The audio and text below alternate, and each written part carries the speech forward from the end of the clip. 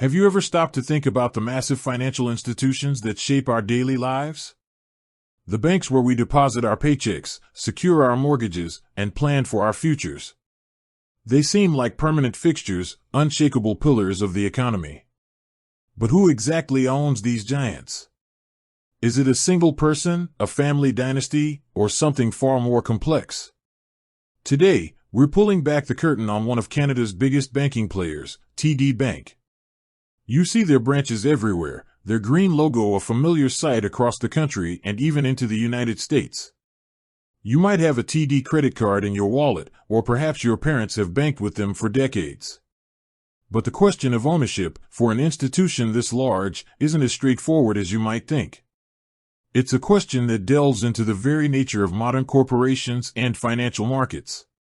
To truly understand who owns TD Bank Canada, we first need to understand what TD Bank is. TD Bank Canada, more formally known as TD Canada Trust, isn't a standalone entity. It's the Canadian commercial banking arm of a much larger global financial services corporation, the Toronto-Dominion Bank, or TD Bank Group.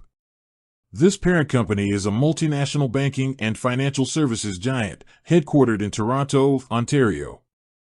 It's one of Canada's Big Five banks, a term used to describe the handful of dominant financial institutions in the country. So, if TD Canada Trust is part of the TD Bank Group, who owns the group itself?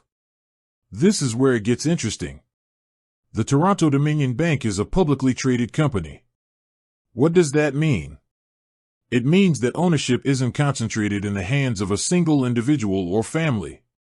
Instead, the company's ownership is distributed among countless shareholders who buy and sell its stock on major exchanges. You can find TD's shares listed on both the Toronto Stock Exchange, TSX, and the New York Stock Exchange, NYSE, under the ticker symbol TD. This public ownership structure means that TD Bank Group is owned by its shareholders. These shareholders are a diverse group. They include individual retail investors like you and me, large institutional investors such as mutual funds, pension funds, and asset management companies, and even other corporations.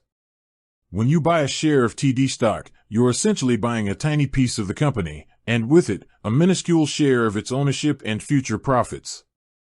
The largest institutional holders typically include major investment firms and other banks, like Royal Bank of Canada, Bank of Montreal, and Vanguard Group Incorporated, who manage vast portfolios for their clients. These entities hold significant chunks of TD's shares, but no single entity holds a controlling majority. The Bank Act, Canada, even has provisions to prevent any one person or entity from owning more than 10% of any class of shares without specific approval, ensuring a broad distribution of ownership. In essence, TD Bank Canada, as a division of the Toronto-Dominion Bank, is ultimately owned by its many shareholders around the world. It's a collective ownership, a mosaic of millions of investors who believe in the bank's long-term prospects. This structure ensures transparency and accountability, as the company is answerable to its wide base of owners and subject to the regulations of the stock exchanges on which it trades. With that said, thanks for watching, and until next time.